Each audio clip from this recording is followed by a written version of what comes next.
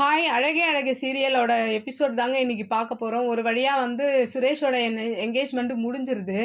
முடிஞ்சதுக்கப்புறம் அப்படியே இந்த பக்கம் பார்த்தீங்கன்னா மதி வந்து அந்த பையன் வீட்டுக்கு போயிருப்பாங்க. அப்போ எஸ்பி சார் வந்து அவங்களால உங்களுக்கு எந்த பிரச்சனையும் வராது, இனிமேல் நான் பார்த்துக்கிறேன், நாங்கள் ஆக்ஷன் எடுத்துட்டோம் அப்படின்ற மாதிரி ஃபுல் சப்போர்ட் என்னோட சப்போர்ட் உங்களுக்கு இருக்குன்ற மாதிரி ஸ்ட்ராங்காக சொல்லிட்டு போயிடுறாரு.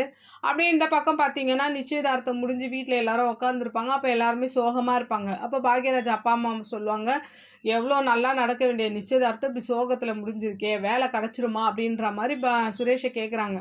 அப்போ என்ன பண்ணுறாங்க, என்கொயரிலாம் முடித்து லேட்டாக தான் கிடைக்குன்ற மாதிரி சுரேஷ் சொல்கிறான். அப்போது மலர் சொல்கிறாங்க, இதெல்லாம் உனக்கு தேவையா? அந்த தங்கராஜுக்கு அண்ணன் கூட சேர்ந்து நீ இந்த மாதிரி கட்ட பஞ்சாயத்து பண்ணி நீ இந்த மாதிரி மாட்டிட்டு இப்போ உன் வேலை இதுவாகிருக்கு, அவர் கூட சேராமல் இருந்தால் உன் வேலை காப்பாற்றிருக்கோம், நீ எதுக்கு அவர் கூட சேர்ந்து இந்த மாதிரி வேலையெல்லாம் பார்க்குற அப்படின்னோன்னா எல்லாருமே திட்டுறாங்க அந்த வீட்டில். ஏன் மாப்பிள்ளையை பற்றி அப்படிலாம் பேசுகிற அப்படி இப்படின்னு. சுரேஷும் திட்டுறான், அப்படிலாம் சொல்லாதீங்க, மாமா என்ன பண்ணுவார், எல்லாமே அந்த மதியோட பிரச்சனை தான், மதி தான் வந்து தலையிடுறா அப்படின்ற மாதிரி சொல்லும் போது அப்போ கூட இவங்களும் சொல்கிறாங்க, அவன் மேலே என்ன தப்பு, எல்லா தப்பும் நீ பண்ணிவிட்டு நீ அடித்து வீடியோ எடுத்து போய் மிரட்டி எல்லாமே நீ தப்பு பண்ணிவிட்டு இப்போவும் நீ புரிஞ்சுக்காமல் அந்த பொண்ணு மேலேயே சொல்கிற, நீ தங்கராஜனை கூட சேர்ந்தது தான் தப்புன்ற மாதிரி சொன்னோன்னா இதை வந்து தங்கராஜ் ஒட்டு கேட்டுருவான். ஒட்டு கேட்டு உள்ளே வந்து கண்ணா புண்ணான்னு திட்டுறான். திட்டினதுக்கப்புறம் என்ன பண்ணுறான், மன்னிப்பும் கேட்க வைக்கிறான். அந்த இடத்துல பாவம் என்ன சொல்கிறதுன்னு தெரியாமல் பாக்யராஜும் அப்படியே நிற்கிறான்.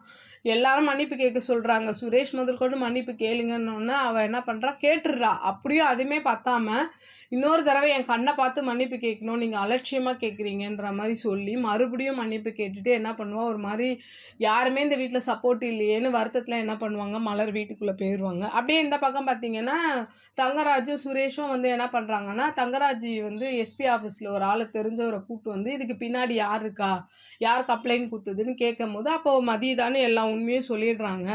இதுக்கப்புறம் என்ன சொல்கிறான், இவனை ஏதாவது பண்ணணுன்ற மாதிரி சுரேஷ் சொல்கிறான், அவளை ஏதாவது பண்ணியே ஆகணுன்ற மாதிரி. அப்போது தங்கராஜ் சொல்கிறான், வெயிட் பண்ணு, பொறுத்திருந்து பண்ணுவோம், இப்போ தான் இந்த விஷயம் முடிஞ்சிருக்கு, நம்ம இப்போ பண்ணோன்னா தப்பாக போயிடும், வெயிட் பண்ணி நம்ம பண்ணுவோம் அப்படின்ற மாதிரி சொல்கிறாங்க.